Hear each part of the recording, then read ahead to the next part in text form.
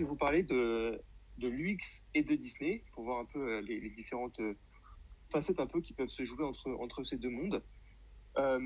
Donc, comme je disais, Disney, voilà, il essayait d'avoir toujours une expérience dans ses parcs et même encore actuellement, hein, par rapport à.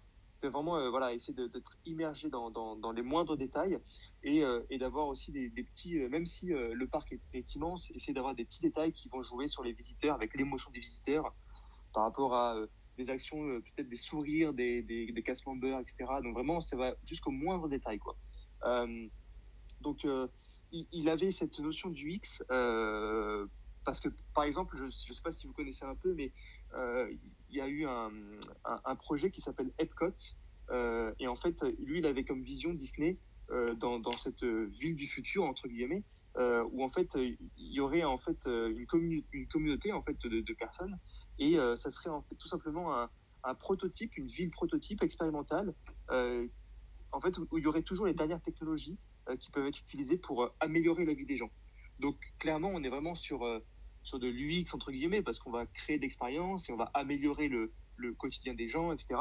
Donc, voilà, il a dit tout ça en 1966, donc ça remonte un peu. Euh, il a dit surtout une phrase qui est là, c'est on peut rêver, on peut créer, on peut designer, on peut faire la plus belle chose du monde, le plus bel endroit du monde, mais s'il n'y a pas de personne qui participe et qui atteignent l'expérience et qui participe à l'expérience, et ben, en fin de compte, il n'y a pas de magie, quoi. Enfin, le rêve, il prend pas à réalité. Donc, en fin de compte, il faut des utilisateurs, il faut des clients pour aussi pour montrer à travers ce qu'on a fait et utiliser nos designs. Euh, je vous dis ça parce qu'en fait, hier, j'ai terminé un documentaire sur Disney+, qui, en fin de compte, parle des Imagineers. Et en fait, les Imagineers, donc, c'est un terme qui a été créé par Walt Disney, où, en fait, il va lier, en fait, des personnes avec de l'imaginaire et des ingénieurs pour créer les Imagineers. Et ces gens-là, ils sont le garant, en fait, de l'expérience, de la magie, en tout cas, de Disney au cours des décennies à venir et des décennies qui ont passé suite à la mort de Walt Disney, etc. Ces gens visionnaires aussi ont essayé de tout faire pour garder en fait l'esprit Disney. Et donc il y a un documentaire sur Disney Plus qui est super intéressant et je vous invite vraiment, si vous ne l'avez pas vu, à le regarder, qui va nous montrer effectivement les coulisses de Disney, mais aussi il y a plein d'anecdotes, il y a plein de choses pour essayer de voir un peu comment ils ont créé les attractions. C'est super intéressant. Il y a plein d'un peu de ponts avec l'UX, il y a plein voilà, faut essayer de trouver un peu les messages entre les lignes. Mais en tout cas, c'est super intéressant. Et en fait, donc là, c'est un peu voilà, des petites photos, en tout cas, sur les choses là. Walt Disney, en fait, il essayait, en fait, comment dire, il y a différents, en fait, différents propos par rapport à la conception et l'expérience utilisateur. Par exemple, il voulait créer, par exemple, des moments spéciaux avec les humains, avec les visiteurs, parce qu'en fait, on va plus se souvenir des moments négatifs que des moments positifs, pareil dans une expérience. Donc, pourquoi pas, voilà, toujours essayer de trouver les moments spéciaux positifs pour, voilà, créer de l'émotion chez les personnes. Il disait toujours aussi d'être toujours positif. Voilà, c'est toujours améliorer la moindre petite expérience pour qu'elle soit le plus positive possible, parce qu'en fait, toutes les personnes ne vont pas voir les choses différemment. Donc, il va falloir adapter aussi et puis essayer de trouver tous les petits artifices qui vont permettre de combler un peu toutes les personnes. Euh, alors, je vais juste accentuer un peu le fait là parce que c'est pas forcément trop avec l'UX, mais bon, il y a quand même des choses qui s'y ressemblent.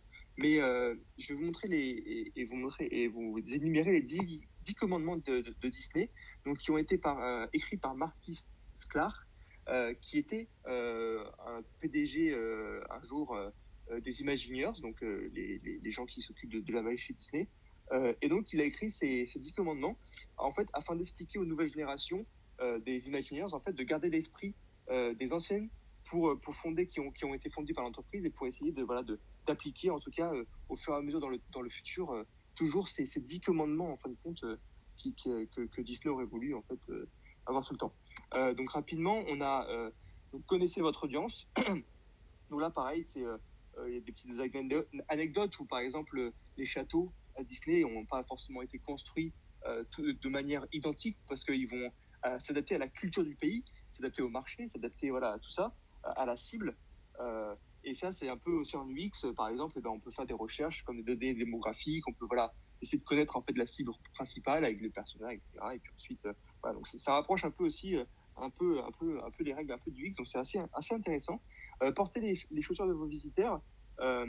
Ça, par exemple, je sais que Walt Disney avait demandé à des Imagineers en fait d'aller dans les parcs tous les 15 jours. En fait, ils descendaient dans les allées du parc pour écouter les visiteurs et comprendre les problèmes, en fait, juste pour entendre des insights un peu comme ça à la volée. Enfin, on a vraiment les gens qui sont vraiment au cœur de l'expérience. Donc là, c'est vraiment des données absolument précieuses. Donc voilà, donc ils demandaient à ces visiteurs, à ces Imagineers d'aller dans le parc pour écouter ce qu'ils disaient. Donc là, c'est un peu pour peut-être soyez empathique, essayer de comprendre aussi les problèmes des visiteurs et des clients.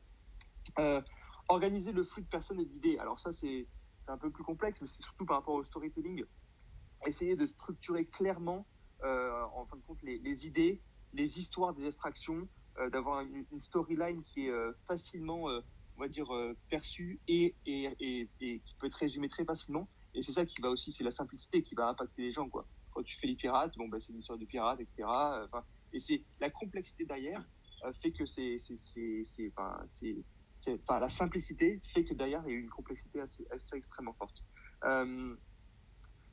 Ensuite, il y a par exemple créer des éléments visuels. Donc ça s'appelle, il appelle ça des Winnies en fait Disney, comme Winnie l'ourson. Mais en fait, c'est des crochets visuels en fait pour ancrer dans les habitudes. Par exemple, dans le parc a été conçu comme sous forme d'étoile, donc comme un peu la place de l'étoile à Paris.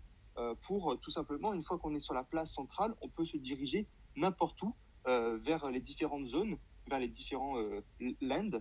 Et en fin de compte, il a créé des espèces de crochets visuels, un peu comme les tours du château. Par exemple, de n'importe où dans le parc, on peut se diriger dans les allées et retrouver facilement le château pour retourner au centre et ensuite se rediriger facilement vers d'autres lands.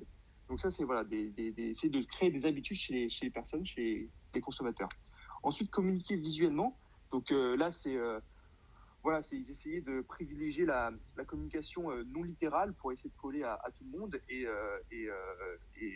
avec des formes, des couleurs, des textures et tout ça. Et ça peut faire penser, en tout cas en UX, au principe, alors je vais peut-être le dire mal, mais de gestalt. Voilà, donc en tout cas, c'est aussi sympa à faire le pont entre cette loi et ce commandement et l'UX. Et enfin, les 5 derniers, éviter les surcharges. Donc soyez simple par rapport si ça peut faire penser à la charge mentale. Donc même s'il y a beaucoup de détails dans Disney, on a l'impression que c'est simple et que c'est féerique, que la magie continue tout le temps, alors que derrière, il y a un boulot monstre de personnes qui sont là pour faire vivre cette magie.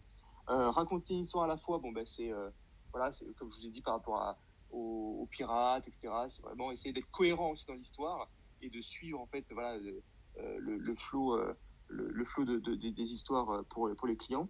Éviter les contradictions, donc c'est un peu nous aussi d'être consistant, d'être cohérent en tout cas sur notre interface. Donc là, pareil, ils essayent d'être cohérents de A à Z. Et par exemple, pour chaque 11 de traitement aussi, offrir une tonne de plaisir.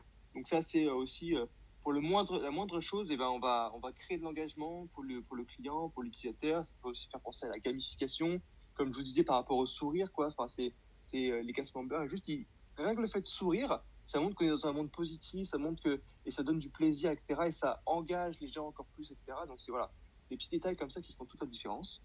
Et ensuite, le dernier commandement, c'était continuer comme ça. Et en fait, là, c'était ces personnes, les Imagineers, ils étaient tous les jours, 365 jours par an, sur le qui-vive, sur les 2 dernières technologies, sur comment améliorer au mieux. Et ils imaginaient, ils testaient, ils prototypaient eux-mêmes leur application, pas leur application, mais leur abstraction, etc. Ils mettaient en œuvre, ils répétaient, ils retestaient, etc. Donc, ça veut aussi un peu penser ça peut faire penser à un design sprint, ça peut faire penser à plein de choses. Donc voilà, donc c'est assez intéressant de voir un peu cette parallélité, en tout cas le parallélisme en tout cas entre l'UX et Disney et puis la vision de Walt Disney.